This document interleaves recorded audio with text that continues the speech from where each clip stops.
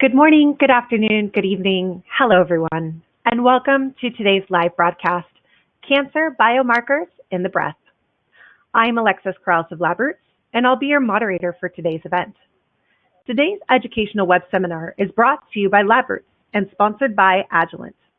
For more information about our sponsor, please visit their website at agilent.com. Now, let's get started. I would like to remind everyone that this event is interactive. We encourage you to participate by submitting as many questions as you want at any time you want during the presentation. To do so, simply type them into the Ask a Question box and click on the Submit button.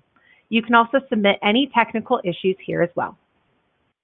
I'd like to now introduce our presenter, Dr. Michael Phillips, Professor of Medicine at New York Medical College and CEO of Menssana Research. For a complete biography on our presenter, please visit the Biography tab at the top of your screen. Michael, welcome, sir. You may now begin your presentation.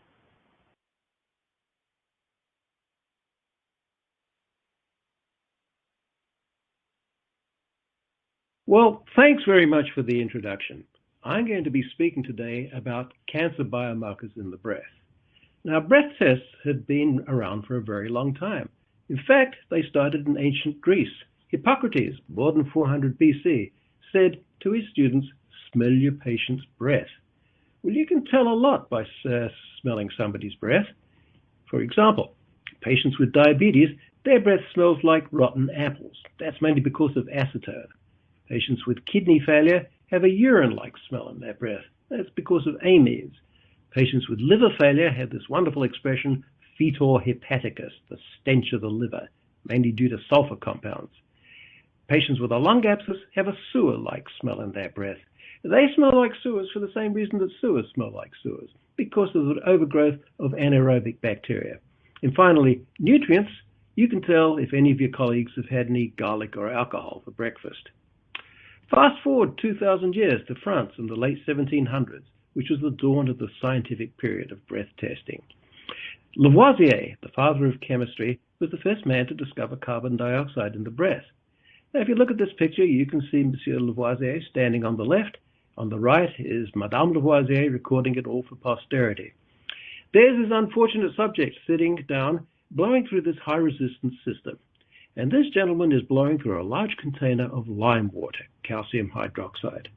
And after he's been huffing and puffing for several minutes, they observed a fine, milky white precipitate in this container. This is calcium bicarbonate. Now, this was the first evidence that human beings excrete carbon dioxide in their breath. Kids do it at grade school these days, but back in the late 1700s, this was hot news.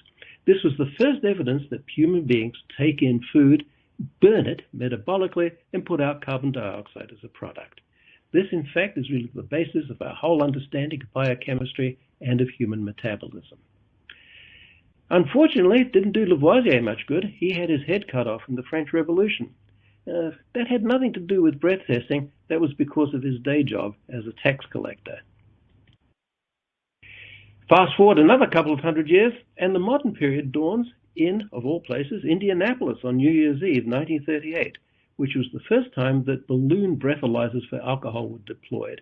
And this they found is a very effective technique that's still with us to this day, and to identify revelers who've maybe reveled a little bit too much.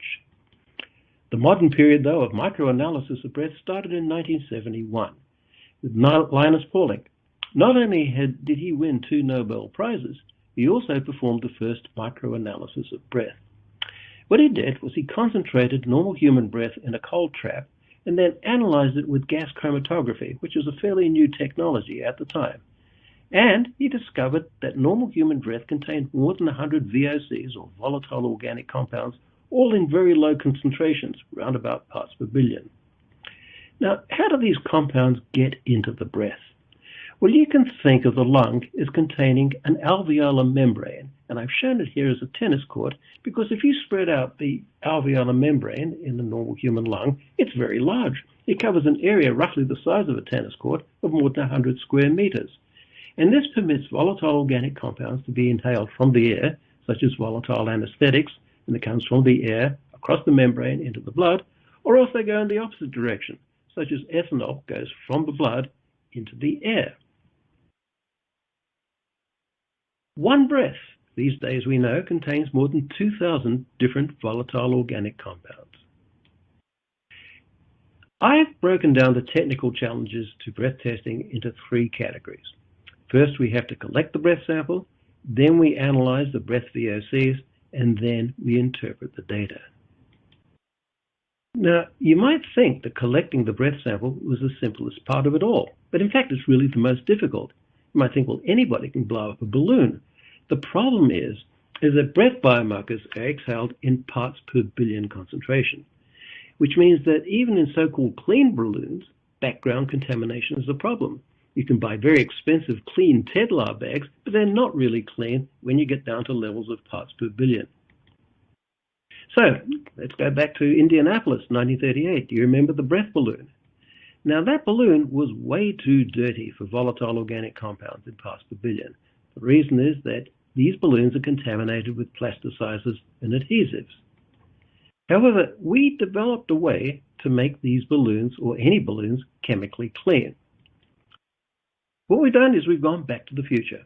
We've taken a very old technology and we've developed this device called the breath bag, which is free of volatiles at parts per billion levels. Here's the secret. Well, it's not really a secret, of course. It now has a US patent. But we take a regular balloon and we put into it a strip of paper that's impregnated with activated carbon.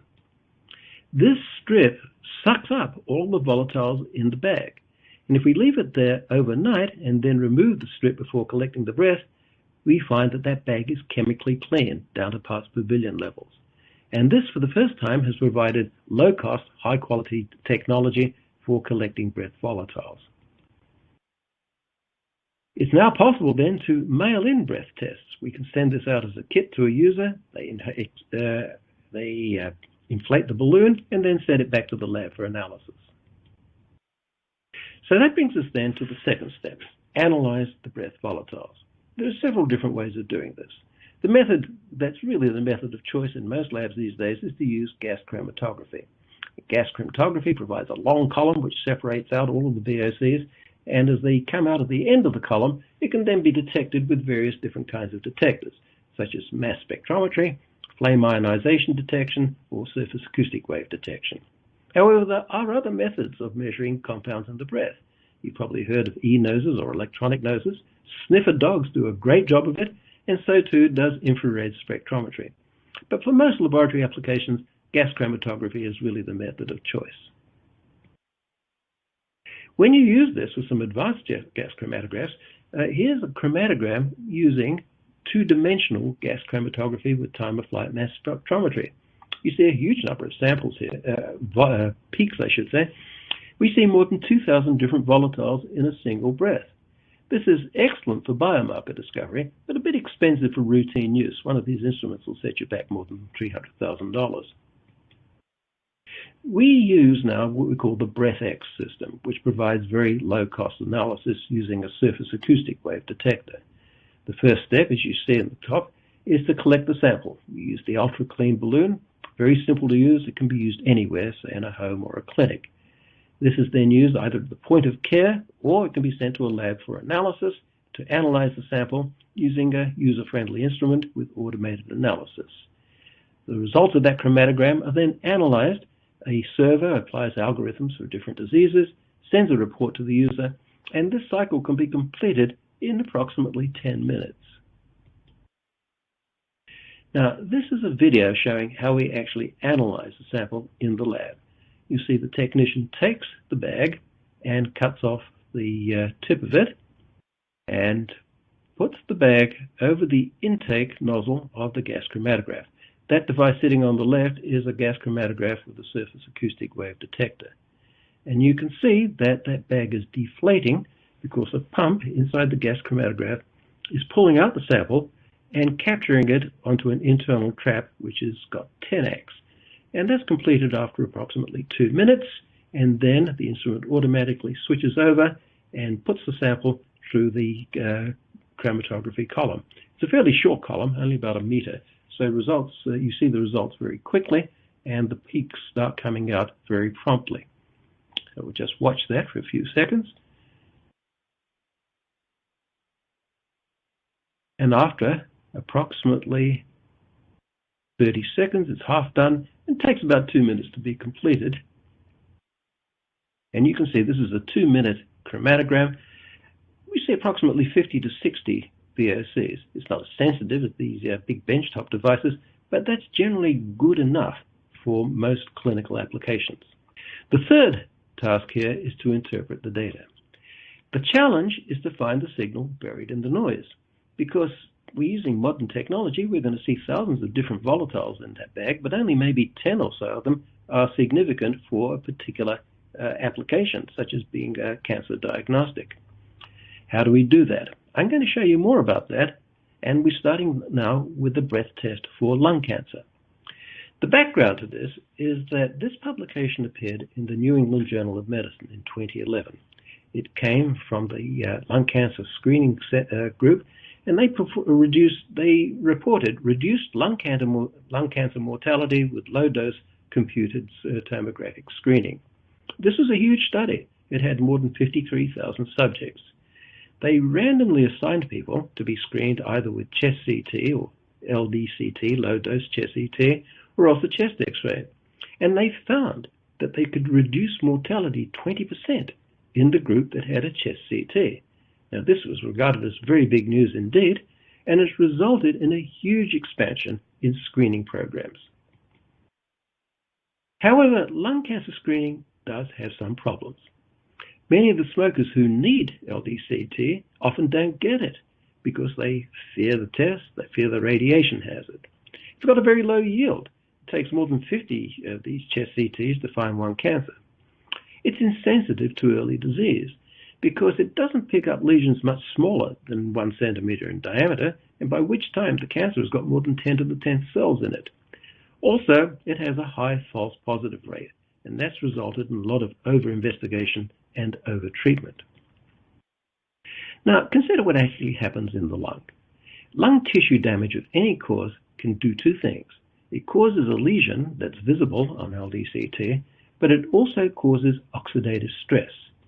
Now, in oxidative stress, a cell starts manufacturing reactive oxygen species, or free radicals, and these are compounds that have got an unpaired electron in the outer valence shell. These are very, very powerful oxidizing agents.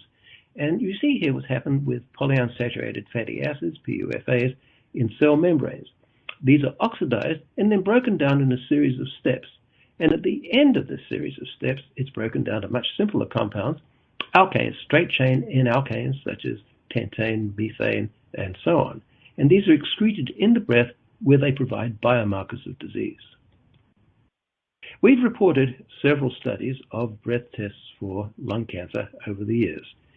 However, even though these tests were a bit different and all of these studies were different, the experimental design was essentially very similar in all of these studies.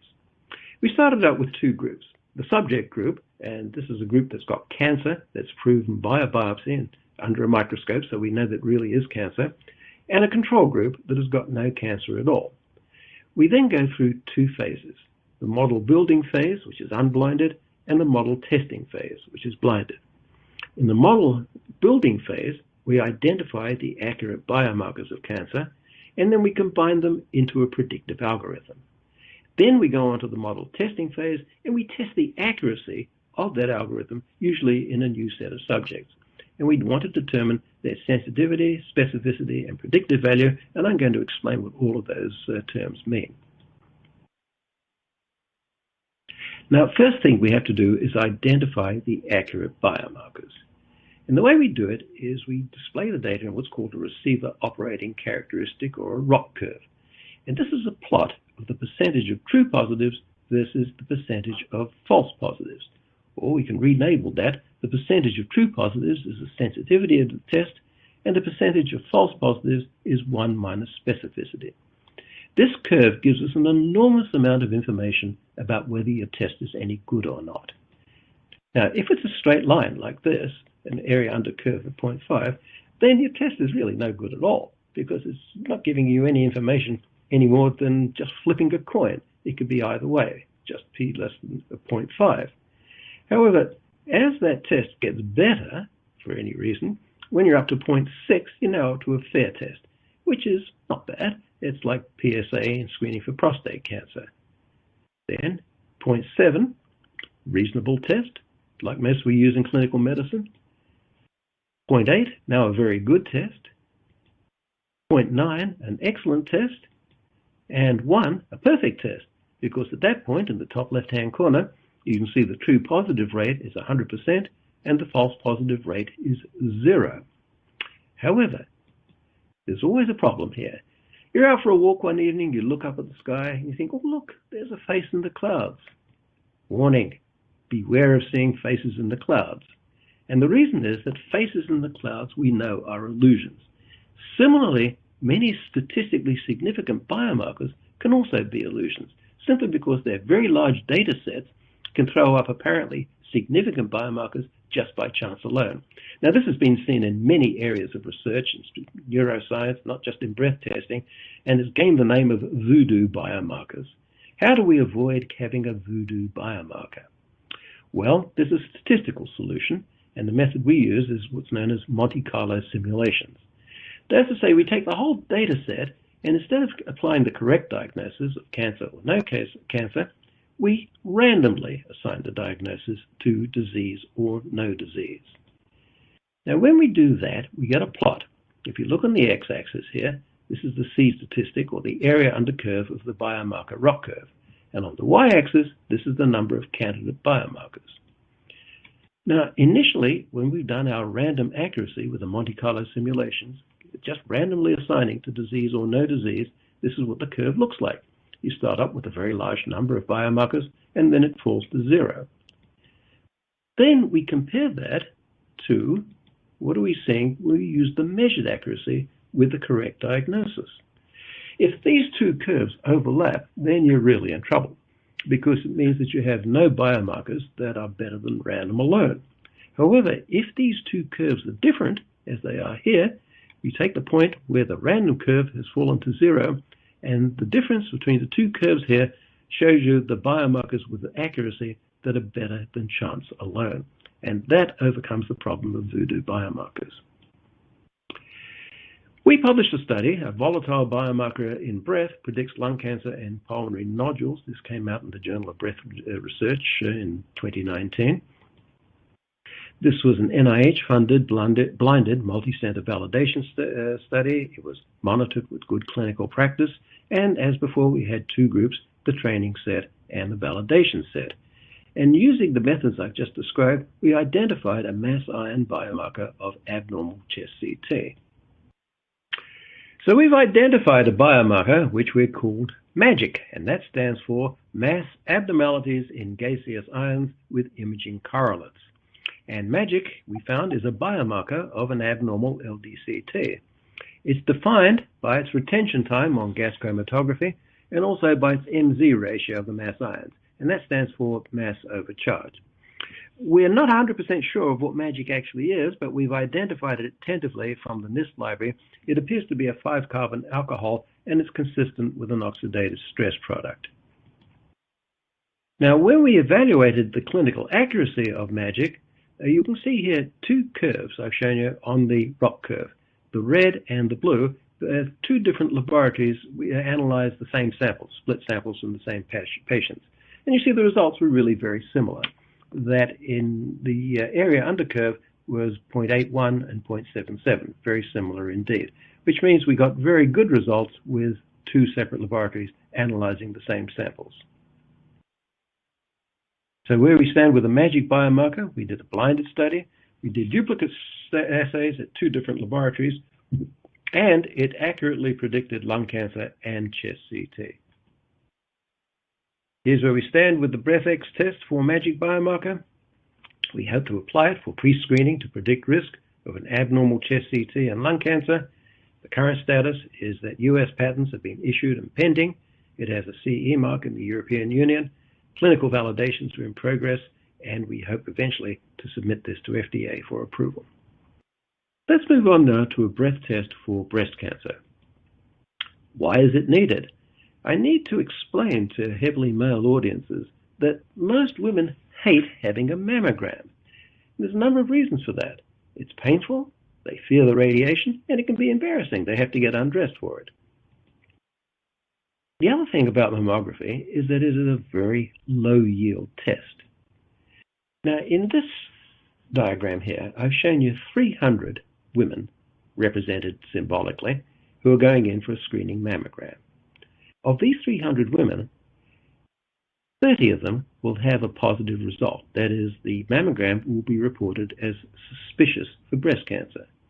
They'll be called back for repeat views, and of this then, they'll find 6 that still look pretty suspicious, and they go on to biopsy. And of these, 1 has cancer. That's right, 300 patients to discover 1 case of cancer. The other side of it is, think about those 299 women who don't have cancer. They have to undergo radiation, discomfort, anxiety, expense, and all that they get at the end of that is reassurances, by the way, you're not the 1 in 300 who's got breast cancer. Well, in 2018, we reported our first clinical evaluation of the BreathX system, though we had done a number of studies prior to this of breast cancer. We reported prediction of breast cancer with volatile biomarkers in the breath. We did these tests in 178 women. We had 2 groups, one with biopsy-proven breast cancer, the other no cancer, normal mammograms. Did this in 3 sites, one in Mexico, 2 in the United States, and we compared 2 methods, GCMS and GC-SAW. This is the number of human subjects we had. I shan't go through that. And here's the results. This is the ROC curve. And you'll see the blue here was with GC mass spectrometry. The red is GC-SAW. Not much difference between the 2 of them, 0.9 and 0.86, both of them giving excellent results. These are the best results yet reported for a cancer breath test. And just to put a bit of comparison in this, if you compare this, say, to mammography with film or digital mammography, they're generally reported around about 0.78. So the breath test is at least as good as, and possibly better than, a screening mammogram. This is the expected outcome if we screen large populations. You need to know 2 things, the positive predictive value and the negative predictive value. The positive predictive value is the true positives divided by all positives, that is the true positives plus false positives.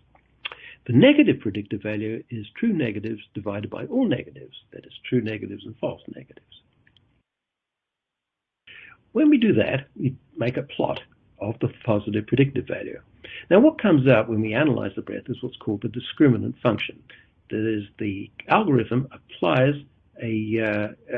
interprets the chromatogram and generates a number that is called the discriminant function. And you'll see here that it goes on about 1 to 4. And as it starts off very low and then suddenly jumps up.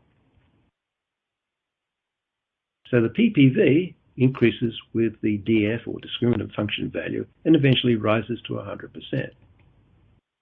Now look at the negative predictive value. This is important because the negative predictive value is a rule-out test. It tells you if a person does not have cancer.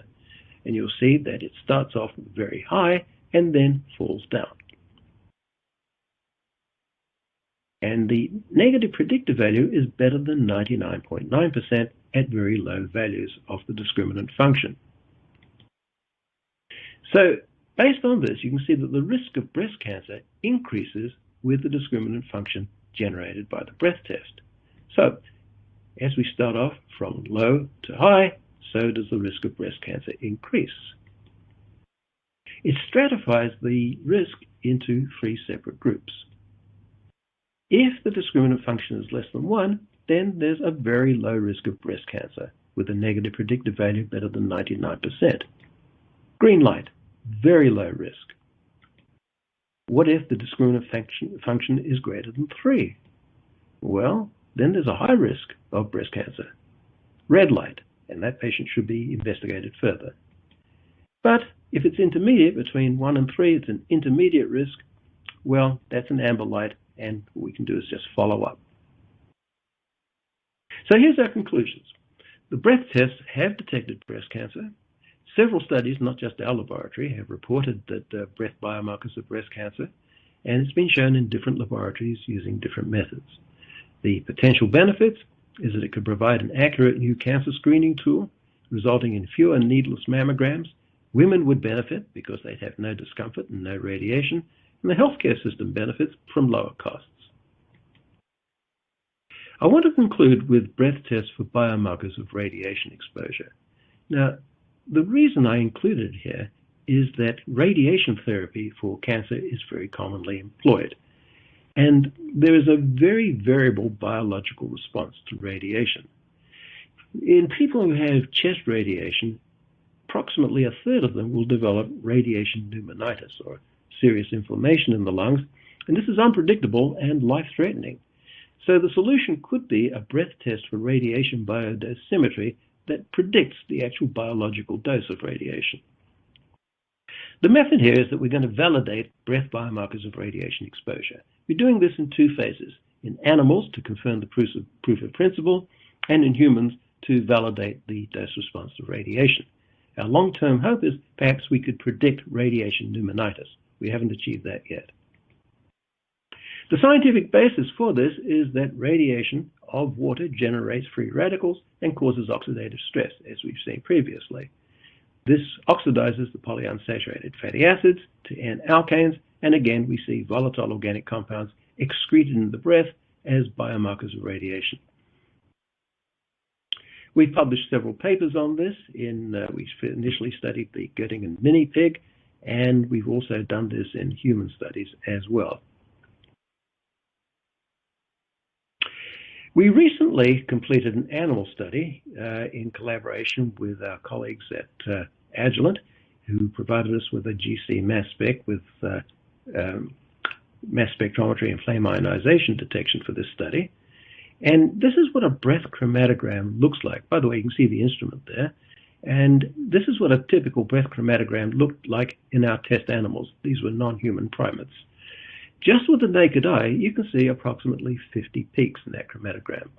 But there's several peaks in there that are too small to be seen, but a computer algorithm picks them out very nicely, and we can see anywhere up to about 200 different peaks. Now, we looked at 5 non-human primates in this particular study, and I'm showing you here the average chromatogram, the mean of the 5 chromatograms before and after radiation. In blue, this is the mean chromatogram of breath before radiation, and here in red is the mean chromatogram after radiation. Well, you don't need statistics here. You can see that radiation produced some pretty dramatic changes. However, we did, of course, go through all of the steps that I've outlined before, such as the Monte Carlo analysis, and we found that many of these changes were statistically significant. And here's where we stand with the breath test for radiation. The pilot studies were successful in animals and humans. The biomarkers were consistent with oxidative stress products, and the hope is maybe it could predict radiation pneumonitis. And we are planning larger validation studies in humans. However, of course, I must emphasize, at this stage, this is for research use only. It is not an FDA-approved test. Now, this is the point in my presentation where usually I can hear members of the audience stirring restively and saying, well, if breath tests are so good, why isn't everybody using them already? Well, there's a reason for it. I've represented a breath test as a leaping lion here. This is the Menssana breath test. And that leaping lion wants to get its jaws into this juicy piece of meat here, the market. But in order for the breath test to reach the market, it has to jump through 3 flaming hoops. The first hoop is to demonstrate scientific validity, which we've done. The second hoop is to get FDA approval, which we haven't. And the third step is to get Medicare reimbursement, which you can't get without FDA approval. So this process, by the way, is much easier outside the United States because there are much lower regulatory barriers in the European Union. And we are very close to marketing the breath test for breast cancer in Europe. And indeed, we have 3 studies commencing there as we speak. So here is where we stand with breath testing. We have a very long product pipeline, some of them closer to fruition than others. And you'll see that we've included lung cancer, tuberculosis, breast cancer, influenza, counterterrorism. We've got many tests in the pipeline, some closer than others, and we do hope the cancer test will get there first. So thank you for listening so patiently, And I hope you will agree with me that this is breathtaking technology. Well, we've got a few minutes left, so we're open for questions.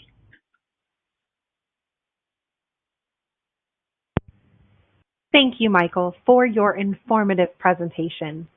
We will now start the live Q&A portion of the webinar. If you have a question you'd like to ask, please do so now. Just click on the Ask a Question box located on the far left of your screen, and we'll answer as many of your questions as we have time for. So let's get started. Michael, our first question is, how can a breath test tell the difference between lung cancer and breast cancer if they both use biomarkers of oxidative stress? Very good question. And the reasoning behind this is that people have assumed for the longest time that oxidative stress was just one simple procedure. That is, you got it and generated a number of metabolites. What we've discovered over the years in the course of all this research is that oxidative stress is a highly modulated process.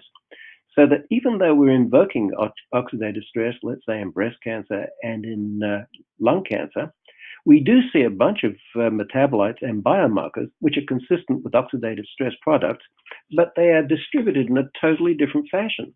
So the pattern of these products, which are not just alkanes, but also methylated alkanes and alkane derivatives, even though they're all derived from oxidative stress, come out in a totally different pattern.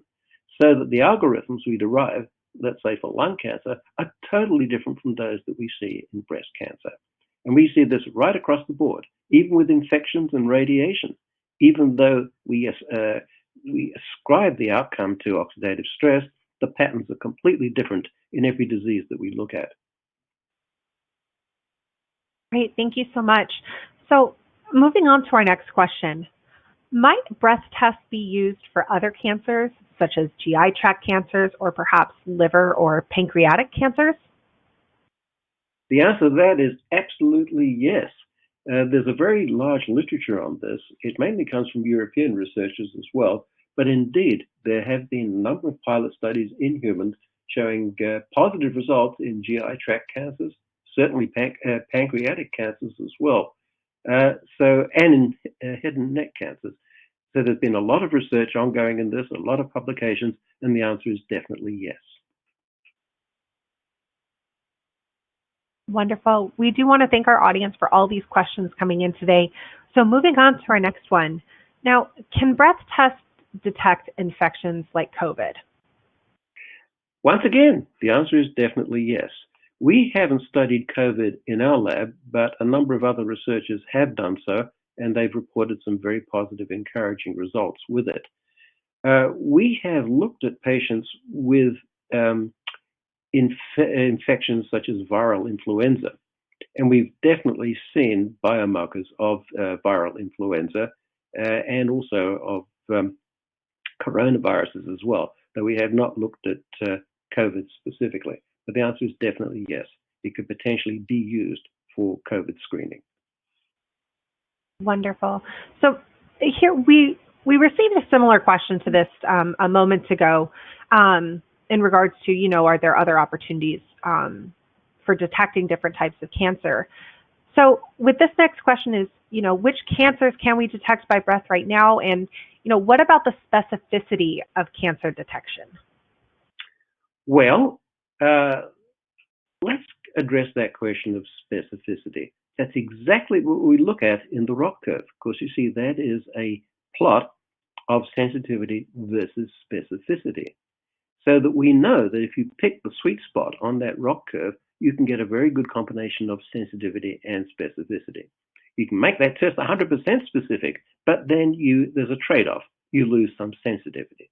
Vice versa, you can make the test 100% or close to it sensitive, but then you lose some specificity. This is just the trade-off that you see whenever you've got a cancer test, or indeed any test, where you can display the results on a ROC curve. And now, in what way do the metabolites of environmental pollutants, can they interfere with the breath test for cancer? We've done quite a bit of work with environmental pollutants, as have many other people. This was pioneered by the Environmental Protection Agency some years ago, back in the 60s and the 70s, and they showed in very large studies around the United States that a breath test can pick up lots of environmental pollutants, particularly BTEX compounds such as benzene and toluene, etc. And it's a very sensitive test for exposure to environmental pollutants. Now, the question really focuses here, does it interfere with the tests for cancer or other diseases? And the answer is yes, it could provide, but it doesn't if you have a really good analytical method. That is why we use mass spectrometry. And if you tune your method really right, you can tune out the interfering compounds so that it doesn't overlap with the biomarkers. It is a threat. There is a potential for it to happen, but if you're very careful with your analytic technique, you can make sure that the peaks for various compounds, such as benzene and toluene, come out at different places from the biomarkers. Thank you so much for that clarification. So moving on to our next question. So Dr. Phillips, how reproducible can this technique be? And the second part of that question is, could it be marketed as a turnkey lab? Well, take the second part first. Yes, of course it could. How reproducible? Well, we did a very careful reproducibility study. If you recall the slide I showed about lung cancer, we took duplicate samples from something like 500 patients and analyzed them in 2 separate laboratories. Now, of course, both laboratories were using the same technology. They were both using GC mass spectrometry, and we went to a lot of trouble before the study started to make sure that these instruments had similar responses to compounds. But you saw, when we analyzed similar split samples from subjects, 500 subjects, and we put them into 2 different laboratories, the results were remarkably similar. The ROC curves just about overlapped each other. Great, thank you so much. So we do have time for a few more questions, but I do want to remind our audience that any questions that we're unable to answer today and those that come in during the on-demand period, will be addressed by our speaker via the email address that you provided at the time of registration. So please keep those questions coming in, as we're getting some really great ones from the audience right now. So moving on to our next one. Are there ratios of compounds that could act as anchors for interlab reproducibility? Tough one, that, simply because human beings are not all that reproducible. For interlab reproducibility, we can use, the method we choose is to use either an internal standard or an external standard.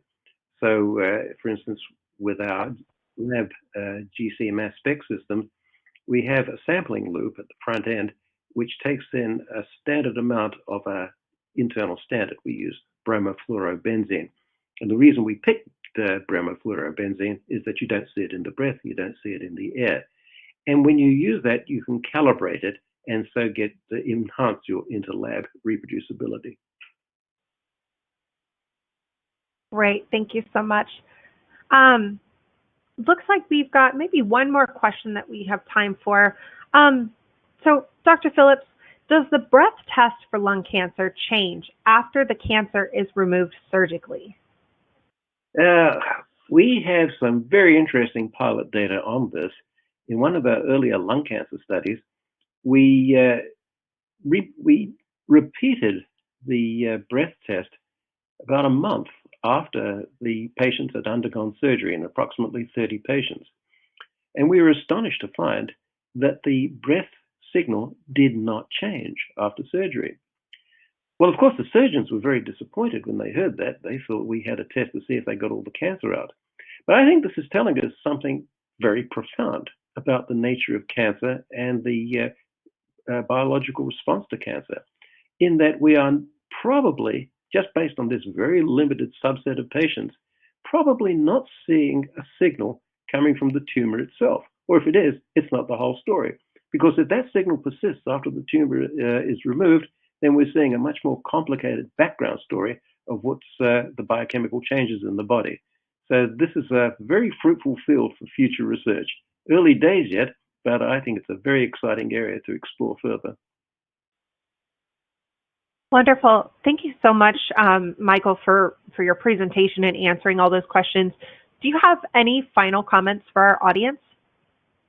Well, first of all, thank you all very much for tuning into this and listening. And I know that not everybody has had an opportunity to have their questions answered. So if you have any questions, please feel free to drop me an email and I'll do my best to answer them for you. Before we go, I'd like to thank the audience for joining us today and for their interesting questions. Questions that we did not have time for today and those submitted during the on-demand period will be addressed by our speaker via the contact information that you provided at the time of registration. We would like to once again thank Dr. Michael Phillips for his time today and for his important research. We would also like to thank LabRoots and our sponsor Agilent for underwriting today's educational webcast. Before we go, you can view the webinar on demand. LabRoots will alert you via email when it's available for replay. That's all for now. Thank you again for joining us, and until next time, stay safe, stay healthy. Bye-bye, everyone.